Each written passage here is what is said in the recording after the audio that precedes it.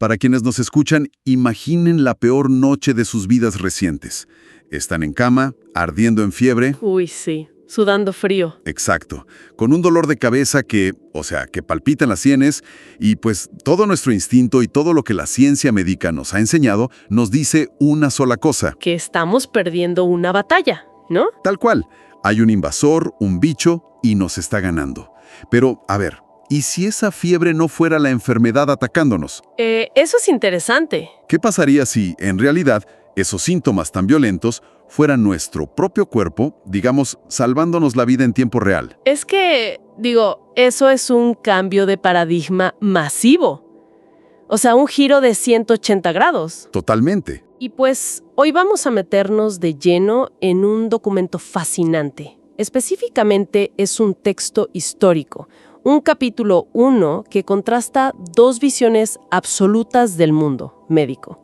Por un lado, el naturismo y por el otro, la alopatía, que es básicamente la medicina tradicional o farmacéutica que todos conocemos. Bueno, vamos a desmenuzar esto a fondo, porque la misión de esta inmersión profunda de hoy es entender, sin necesidad de tener un título en medicina ni nada por el estilo, cómo esta filosofía redefine por completo lo que significa estar enfermo. Y hay que hacer una advertencia fundamental desde el segundo cero. Sí, por favor. Esta filosofía, pues, plantea ideas que chocan de frente, pero de frente con la ciencia moderna. Absolutamente.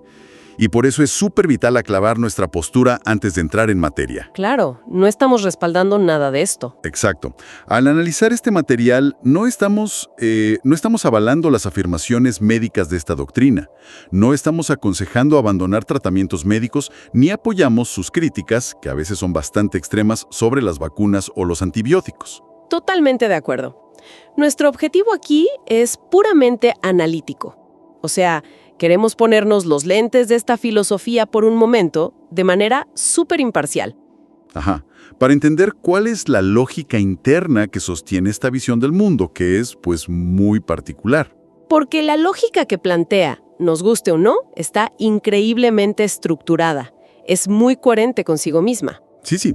Fíjate que, para empezar a entender esta mentalidad, ni siquiera podemos hablar de la enfermedad todavía.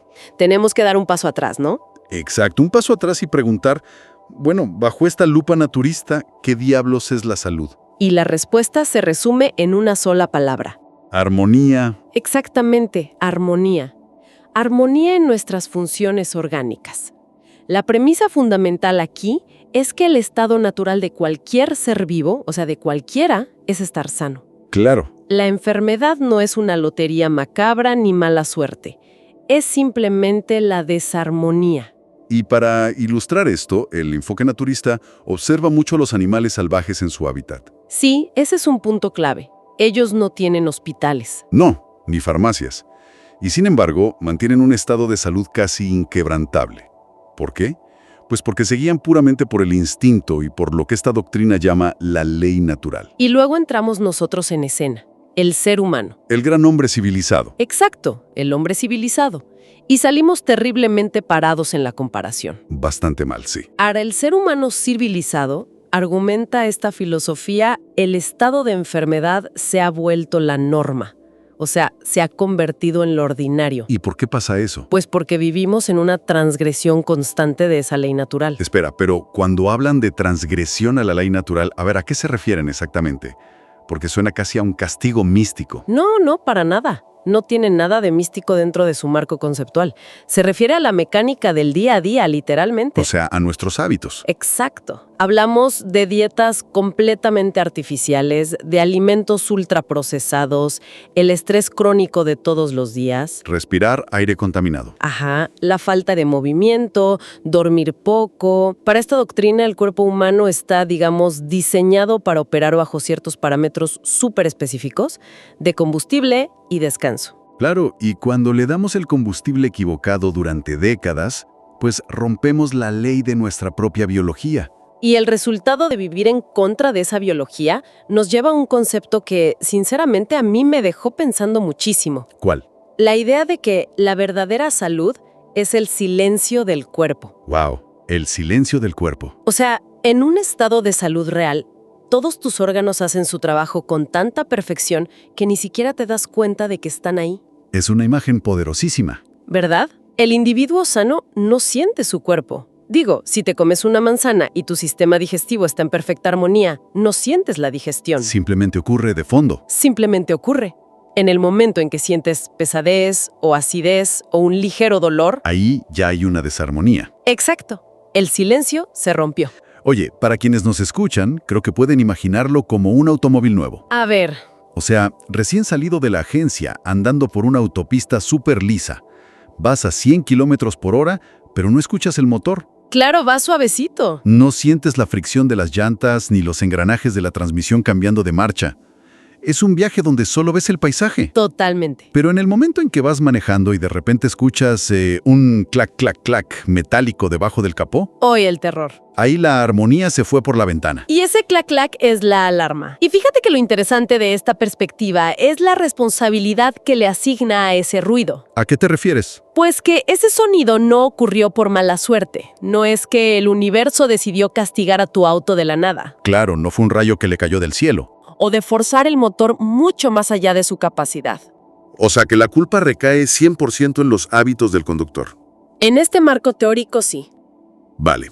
Entiendo perfectamente la analogía del ruido en el motor como un aviso de que nuestros hábitos nos están pasando factura. Ajá. Pero, y aquí es donde me surge una duda gigante, si un pequeño dolor de estómago es un ruidito en el motor, ¿qué pasa cuando el motor entero está en llamas?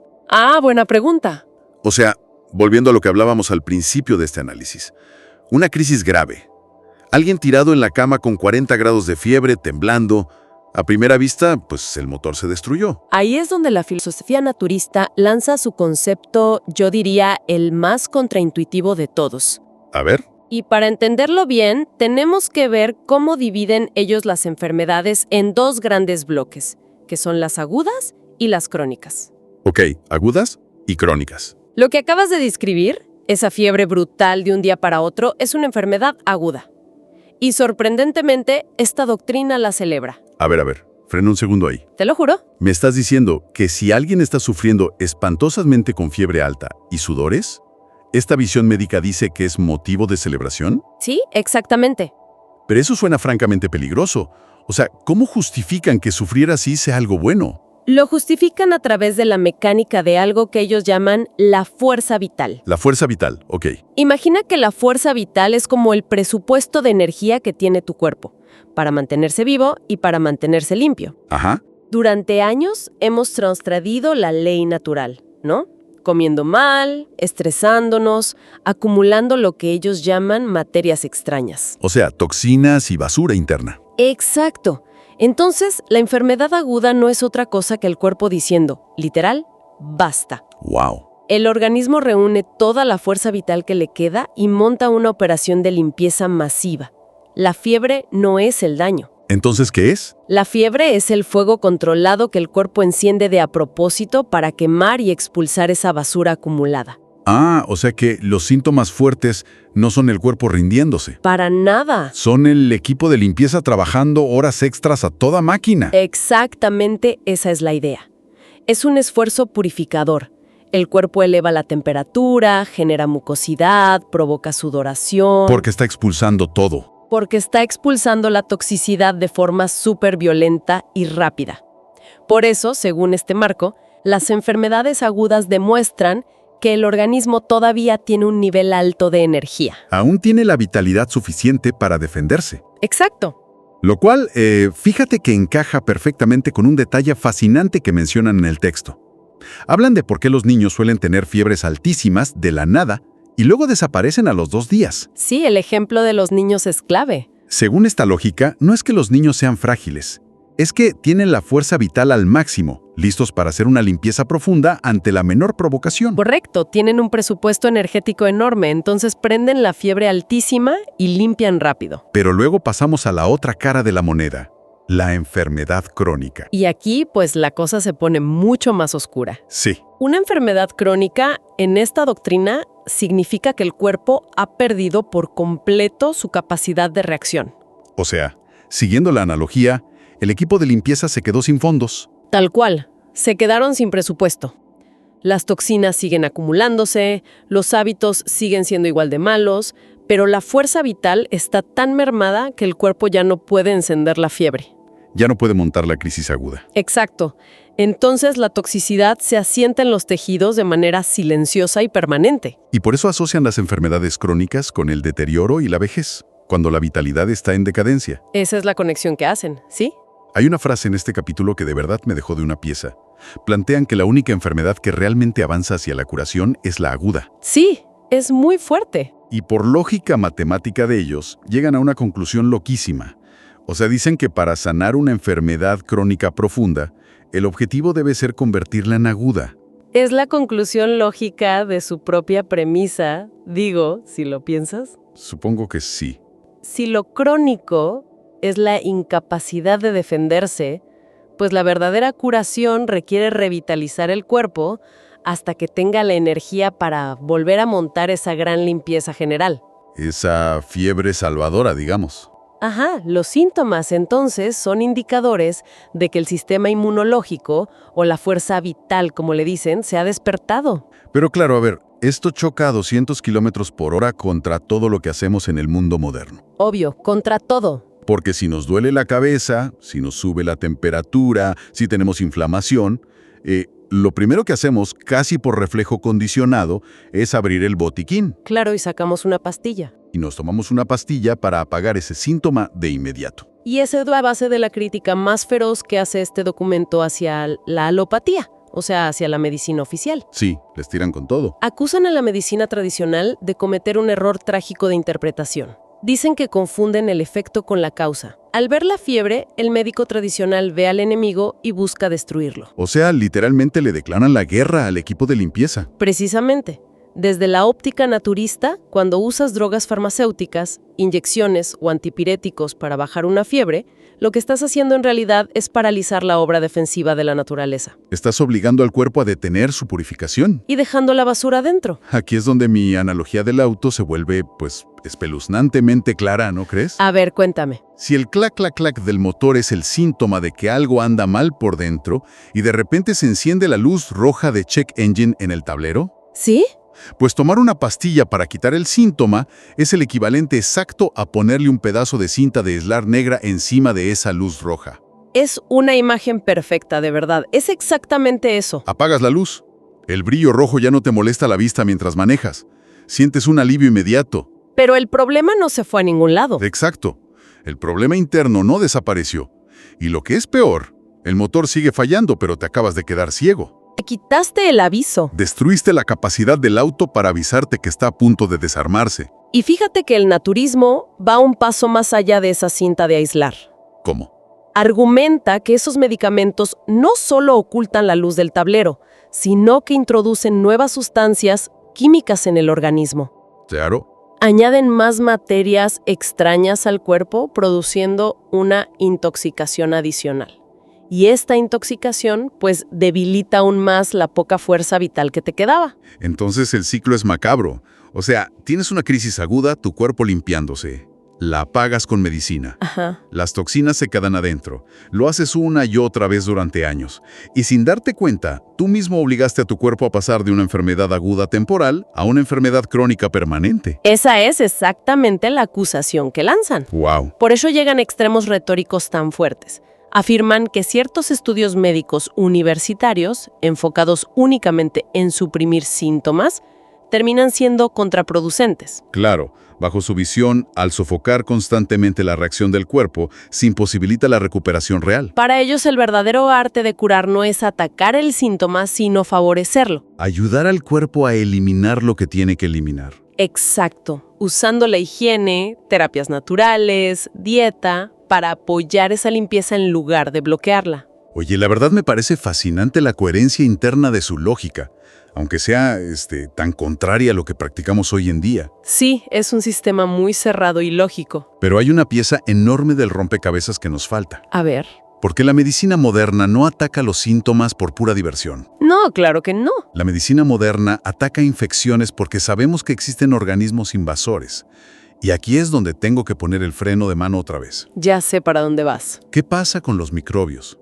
¿Qué pasa con las bacterias y los virus? El gran tema. Sí, porque si la culpa de todo es la acumulación de materias extrañas por no seguir la ley natural, pues ¿dónde encaja la teoría de los gérmenes que descubrió Pasteur y que literal revolucionó a la humanidad?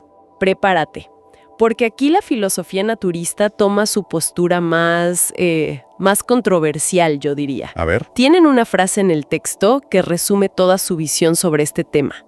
Dicen, y cito, «Pobre microbio, cuán calumniado eres». No me digas que niegan la existencia de las infecciones. No niegan que los microbios existan. O sea, aceptan que están presentes durante la enfermedad. Ok, menos mal. Lo que niegan rotundamente es que sean la causa primaria de la enfermedad. Ah, caray. El documento argumenta que los microbios son un efecto, una consecuencia de un ambiente que ya estaba deteriorado. Pero a ver, eso va en contra de la biología básica que nos enseñan. Si alguien se expone a una bacteria peligrosa, se enferma. ¿Cómo le dan la vuelta a eso? A través de lo que se conoce históricamente como la teoría del terreno. La teoría del terreno. Ajá. Para explicarlo, el texto utiliza un par de analogías muy ilustrativas. Imagina un barril lleno de material orgánico. Ok, lo tengo. Ese material puede estar tranquilo durante meses, pero si de repente hace mucho calor o lo agitas, comienza a fermentar. Claro. Los microbios que causan esa fermentación siempre estuvieron ahí, volando en el ambiente, pero no podían hacer nada hasta que encontraron un terreno predispuesto. O sea, un lugar donde multiplicarse. Exacto. Sin materia fermentable, dice el autor, no hay fermentación posible, por más microbios que haya volando alrededor. Dando la oportunidad. Exactamente. El concepto central es que la enfermedad no viene de afuera hacia adentro. Ya veo. No somos víctimas de un ataque aleatorio. Nos enfermamos porque nuestro terreno interno ya estaba viciado. Estaba sucio. Sí. El texto insiste en que nadie cae enfermo por un simple cambio de temperatura o por cruzarse con alguien en la calle, a menos que su propio cuerpo ya tuviera una acumulación crítica de materias extrañas derivadas de malos hábitos. Lo cual nos lleva a la que creo que es la mejor analogía de todo el documento para visualizar esto. La historia del pantano y los mosquitos. Hoy sí es una joya explicativa. Para quienes nos escuchan, imaginen un pantano. Un charco gigante de agua estancada, sucia, maloliente. Ajá. Si vas a ese pantano, vas a encontrar nubes de millones de mosquitos pululando sobre el agua. Hay una correlación perfecta. Donde hay pantano, hay mosquitos. Siempre. Pero, y este es el punto clave del argumento naturista, a ninguna persona con sentido común se le ocurriría decir que el pantano se formó por culpa de los mosquitos. Claro, es brillante desde la retórica, ¿verdad? Es que es buenísimo, porque si aplicamos la lógica de la medicina tradicional que ataca al microbio, sería el equivalente a enviar, no sé, a un ejército con insecticida para matar a todos los mosquitos uno por uno. Sí, y luego celebrar que curaste el pantano. Exacto, pero el agua estancada y putrefacta sigue ahí. Y si el agua sigue estancada, pues mañana habrá nuevos mosquitos. Esa es la perspectiva de ellos. El autor básicamente nos dice que los microbios son como los camiones recolectores de basura de la naturaleza. Los recolectores de basura son agentes de disgregación. Su trabajo biológico es descomponer la materia muerta. O sea, si sales a la calle y ves una montaña de basura pudriéndose en la esquina, lo más probable es que veas barrenderos, moscas, recolectores. Ajá. Sería completamente absurdo apuntarles y decir, miren a esos barrenderos, ellos son los que trajeron la basura, hay que eliminarlos. Totalmente absurdo. En realidad están ahí para intentar limpiar el desastre que nosotros mismos causamos. Ese es exactamente el papel que le asignan al microbio. Y de hecho, van un poco más allá. Afirman que dado que el microbio está ahí para descomponer esa materia extraña que sofoca al organismo, su presencia es en realidad beneficiosa. ¡Wow! Beneficiosa. Sí, dicen que nos están ayudando en el proceso de purificación, al convertir esa basura en elementos que el cuerpo ya pueda expulsar. Entiendo perfecto por qué decías que es un paradigma exculpatorio para la naturaleza. Básicamente la regla de oro de este texto es que todo lo que crea la naturaleza es bueno. Todo, sin excepción. Funciona perfectamente y busca nuestro bienestar, incluyendo las fiebres y los microbios. Ajá. Y absolutamente todo lo malo proviene de nuestras propias equivocaciones. Es una filosofía de responsabilidad radical. El autor cierra esta sección citando a Paracelso. El famoso médico y alquimista. Ese mero. Lo cita con una frase lapidaria. Las enfermedades son el purgatorio de nuestras culpas. Qué frase tan pesada. Y es fundamental entender que aquí la palabra culpas no tiene un tinte de pecado religioso ni nada moral. No es que un ser divino te mande un resfriado porque te portaste mal o mentiste. Exactamente. Se refiere puramente a la relación de causa y efecto biológico. Son las culpas de haber roto la ley natural. De haber comido lo que no debíamos, haber ignorado el descanso. Haber llevado una vida antinatural, digamos.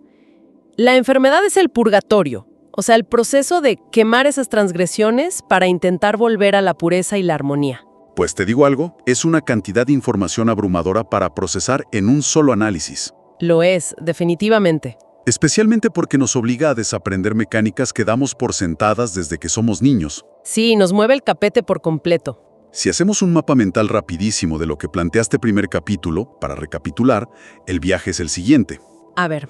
Primero, la verdadera salud no es sentirse bien, es no sentir absolutamente nada, es el silencio total de un sistema en armonía. Correcto. Segundo, cuando de repente sentimos fiebre y crisis, no es una falla del sistema, es la fuerza vital encendiendo los motores de limpieza. La enfermedad aguda es tu aliada. Ajá. Tercero, tomar medicamentos para apagar esa crisis es como sabotear tu propia alarma contra incendios. Y eso empuja las toxinas más profundo y crea enfermedades crónicas. Muy buen resumen. Y cuarto, los temidos microbios no son invasores malévolos. Son simples barrenderos orgánicos que solo aparecen cuando nosotros hemos convertido nuestro cuerpo en un pantano. Es una síntesis excelente del argumento naturista, la verdad. Y creo que ese es el momento perfecto para recalcar por qué vale la pena hacer estas inmersiones profundas. Sí, analizar documentos históricos o corrientes alternativas como esta. Incluso si la ciencia moderna ha tomado caminos súper distintos, especialmente en microbiología y farmacología. Porque, obvio, no se trata de apagar este audio y tirar todo nuestro botequín a la basura, ¿verdad? En absoluto. El inmenso valor de este ejercicio radica en que nos obliga a practicar un pensamiento crítico profundo. Nos saca de nuestra zona de confort. Exacto, y desafía dogmas que a veces aceptamos ciegamente. Pero más allá de eso, fíjate que rescata un principio que la medicina más vanguardista de hoy está volviendo a abrazar. ¿Cuál es ese? La importancia brutal de la prevención y del entorno. Nos recuerda que nuestro cuerpo no es una máquina inerte a la que le caen averías al azar. No es una lotería. Es un ecosistema vivo, dinámico, que responde con exactitud milimétrica a cómo lo tratamos. Nos enseña que la nutrición, el manejo del estrés y el entorno no son detalles menores. Son los pilares. Son los pilares fundamentales de nuestro terreno. Y eso pues te empodera, pero al mismo tiempo te quita cualquier excusa. Te devuelve el volante de tu propia biología. Totalmente. Y yo me quedo sobre todo con esa idea del silencio. Digo, vivimos en una época que es cualquier cosa menos silenciosa, y el autor culpa de todo esto al hombre civilizado. Sí, a nuestra civilización. Y eso nos hace preguntarnos, y con esto quiero dejar a quienes nos escuchan hoy, si este pensador pudiera asomarse por una ventana al mundo de hoy. Uy, se enfarta. Imagínate, un mundo hiperconectado donde tenemos una pantalla brillando en nuestra cara hasta la madrugada, donde la mitad de lo que comemos viene envuelto en plástico y lleno de ingredientes impronunciables. Y donde el estrés crónico es prácticamente un requisito laboral. Exacto. ¿Cuál diría él que es nuestro pantano personal en el siglo XXI? ¿Qué comodidades modernas, esas que consideramos tan imprescindibles para vivir hoy, son precisamente las que nos están impidiendo día tras día escuchar el silencio de nuestro propio cuerpo?